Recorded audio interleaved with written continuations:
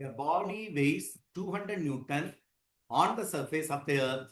How much will it weigh half the way down to the center of the earth? என்ன question கொடுத்திருக்கு? Surface of the earthல weight is mg which is equal to 200 Newton. இப்போ என்ன பண்ணோம்? We have dig to the depth. எவ்வளோ depth தோண்டி போயிட்டோமா half the way. அப்ப டிக்கு இருக்க இடத்துல r/2 போயாச்சு. பேலன்ஸ் இன்னும் r/2 இருக்கு. r/2 போன பிறகு நியூ வெயிட் என்ன? அப்ப அதை w டேஷ்னு வச்சுக்கலாம்.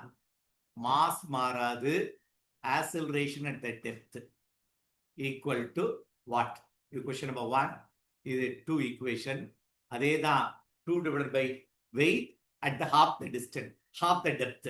அப்ப 2 divided by 1 போடு. W dash by 200 equal to mm cancel ஆயிரும். Acceleration at the depth by acceleration on the surface. உனக்கு டெப்த்துக்கான ஃபார்முலா தெரியும். Acceleration at the depth will be equal to g into 1 minus d by r. நமக்கு formula தெரியும். Acceleration at the depthக்கான formula நேரா நம்ம போடலாம். அப்ப gd by g தான் நமக்கு டைரக்டாவே கிடைச்சிருச்சு.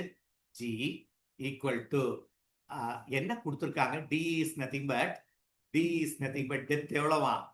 r/2. r/2 போடு. r/2 by r. அப்போ பேலன்ஸ் என்னடா இருக்குன்னா 1 minus 1/2 is half. அவ்வளவுதான். which is equal to half. அவ்வளவுதான். இப்ப சப்ஸ்டிட்யூட் பண்ணிடு. 1/2. cross multiply பண்ணு.